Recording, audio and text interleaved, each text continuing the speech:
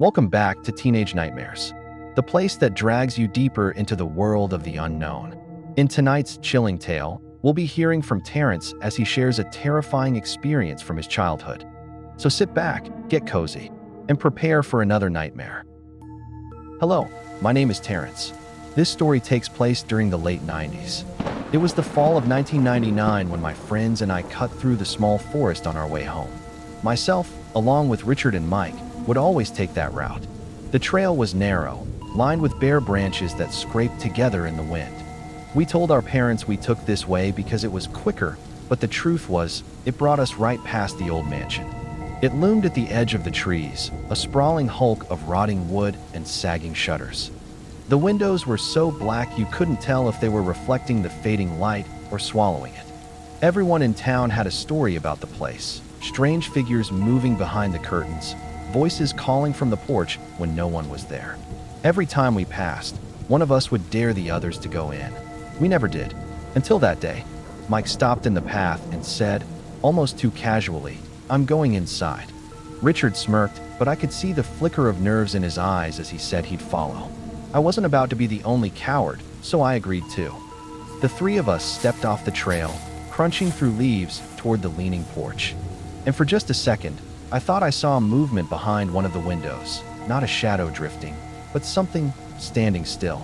Mike was the first to step inside. Richard and I followed close behind, our sneakers scuffing against the warped porch boards. The old wooden door hung slightly ajar, its knob long gone. So getting in wasn't the problem. It was the fear of what could be lurking inside. The moment we crossed the threshold, the air felt heavier, colder. The walls were split with deep cracks, the floors buried under a layer of dust thick enough to show every footprint. Spray-painted symbols and words covered most of the rooms we passed, their colors dulled by time. Still, we pushed on, our footsteps echoing through the empty hallways. Every creak of the floorboards made us glance over our shoulders. We started checking each room in the house, one by one. The first was a massive master bedroom, big enough to be someone's entire apartment. What stopped us in our tracks wasn't just the size, but the fact that the furniture was still there. A king-sized bed, a dresser, even a nightstand, all covered in a thick layer of dust and grime. We hadn't expected that.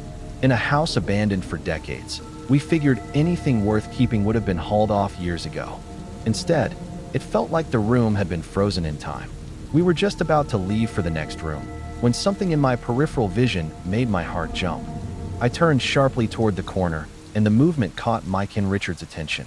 Mike asked what was wrong. I told them I'd seen a shadow. We both turned to look again, and this time, we could make it out.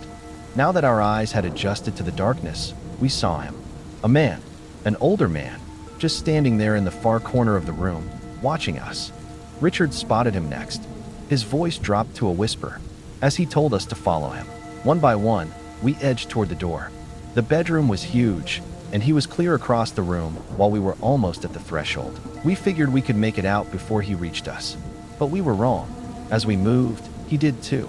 First a step, then faster, until he was running straight at us. We bolted into the hallway, sprinting for the front door. His footsteps thundered right behind us. We were almost there, when suddenly he grabbed Richard and tore off down the hallway. We didn't even think twice. We just went after him. Our sneakers pounded against the warped floorboards as we chased the freak down. Ahead, the man ducked into a room with Richard and slammed the door. We didn't slow down. We hit it hard, the door cracking against the wall. Inside, the air was thick with dust, and a weird odor filled the room. The sicko stood in the middle of the room with an old katana, gripped in both hands. His lips moved fast, muttering a chant I couldn't understand, his eyes locked on the blade like it was alive. Then he raised it high, aimed right at Richard, and swung down on him. Luckily, Richard rolled out of the way. That angered him, so the sicko raised the blade again, looking to finish the job. We didn't give him the chance. We hit him full force, the three of us crashing to the ground. The fight was a blur, hands clawing, knees slamming, the sharp weight of the sword between us. Somehow, I came out of the scramble holding it. That's when he looked at me. Not scared, not angry, just wild. "You're defiling the blade of righteousness," he screamed. His voice cracked in a way that made my skin crawl. This wasn't just some crazy squatter. This was a genuine psychopath. He lunged. My instinct took over, and I swung as hard as I could. The blade tore through the space between us, a sickening sound splitting the air, then silence. Absolute silence. His head hit the floor with a dull, final thud and rolled until it bumped the dresser. We didn't speak. We didn't breathe. Then, without a word, we ran out of the room, down the hallway, and into the cold night. We never told anyone. The three of us decided to take it to the grave. Even now, I've changed our names in this story to keep us safe. A week later, the news said a body had been found in the old mansion. Police chalked it up to a drug deal gone bad. But I know better. And I know, without a doubt, if I hadn't swung that sword, none of us would have left that place alive. I still feel guilty about ending someone's life, though. 25 years has passed, and I still have nightmares.